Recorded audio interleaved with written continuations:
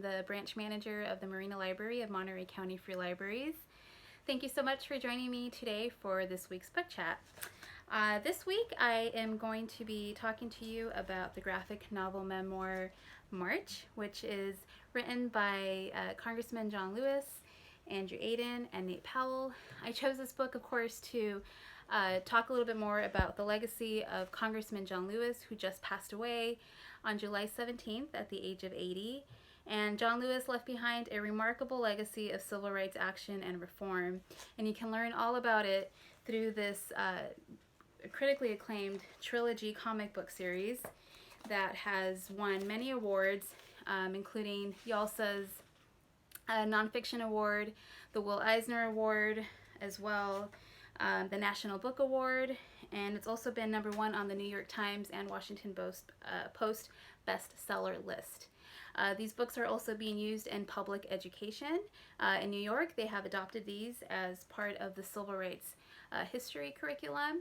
And I will, to be honest, I really wish I had these books written during the time that I was learning about the civil rights era in high school. Having this graphic novel adaptation really brings you closely into John Lewis's world, and it allows you to learn about the history through one individual's journey through it and perspective. So it really adds, a face to this history that we learn about in a very broad, kind of general sense.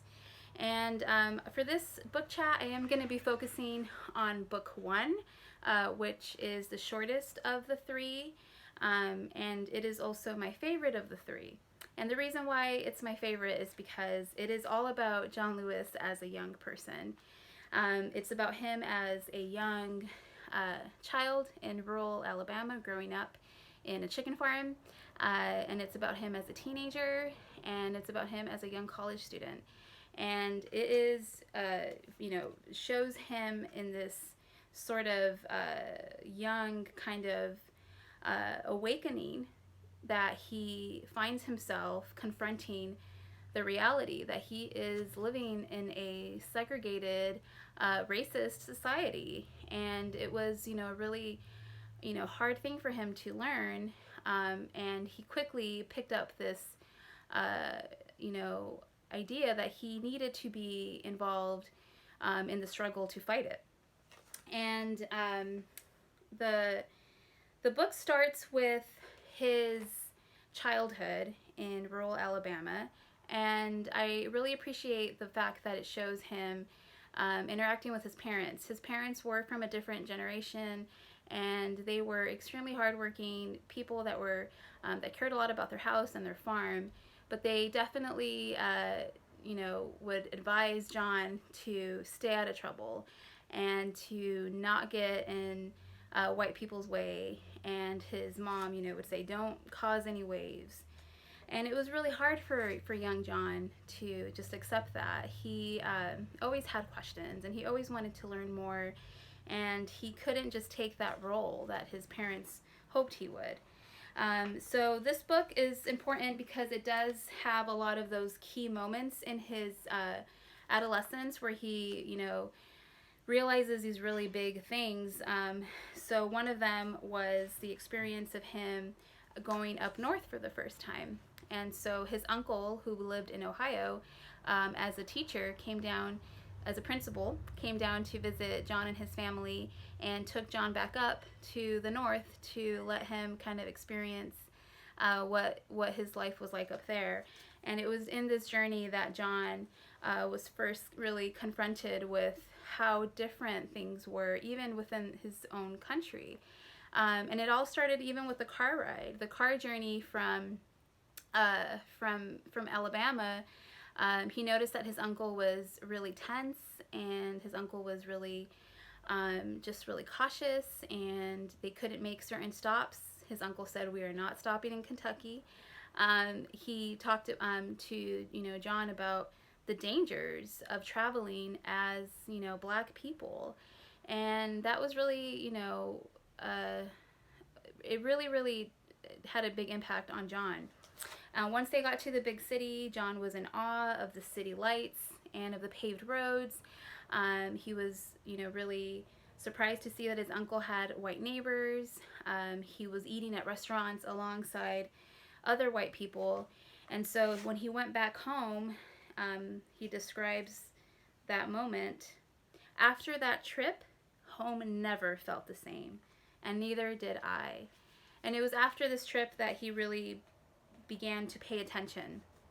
And it was also after this trip that John started to think about the way that the church that he went to wasn't discussing any of these, social injustices that he was experiencing or seeing around him. The fact that his school, which was, the black kids' school, didn't have the same resources that the white kids' school had. And he saw that his buses, the school buses that he rode, were in horrible condition, where the other buses were in way better condition. So he was starting to kind of piece these things together as a young child. And when he was about 14, 15 years old, he listened to a sermon by a young preacher from Atlanta. And it was the first time that he heard this concept of the social gospel, where you're combining, themes of social justice within the church. And that was a really big moment for him as well. There are a lot of those moments in this book, and I wish I could talk to you more about them, but I don't have enough time to do that. But I did want to talk about another key moment in this book, and that is when he was a young student, and he was at this point becoming more active as a student organizer in Nashville. The students at the school were circulating a comic book that was about Martin Luther King Jr.'s philosophy of nonviolence in civil rights demonstrations. And it was this comic that John Lewis came across, and his friends, and they all, read it and were adopting this philosophy of nonviolence. And it is also that same comic that influenced the creation of this comic, because John Lewis wanted to have, the story told in a comic book form for young readers. And he dedicates this book to the past and future children of the movement. And so I would recommend, if you are a parent of a teenager and you want to maybe read this with your teen, it would be a great family book club discussion where you can really talk about some of the themes that are found in this series that are very relevant today. And that's really why I love this book one, because it really does capture that youthful spirit of coming to consciousness. And I see that happening now. I see it with the youth of today. And so with that, I would encourage you to pick these books up. You can go into our website at emcfl.org, and you can place a hold on these titles. And if you pick them up at the Marina Library, you can say hello to me as well. And before I end here, I do want to share a quote with you, and that is a quote by John Lewis. In 2017, he visited the American Library Association's Midwinter Session Conference, and he spoke to an audience of librarians that were there. And I want to share this quote with you as a librarian. It's really important to me. But I also, thought that it would be a good way to end this book chat. For those of you that may not know, John Lewis was married to a librarian. He met his wife, Lillian, when she was a librarian at the University of Atlanta. And so he had a very strong affinity to public libraries. So he talked about the comics at the conference and about the need to have these type of books in the hands of young readers.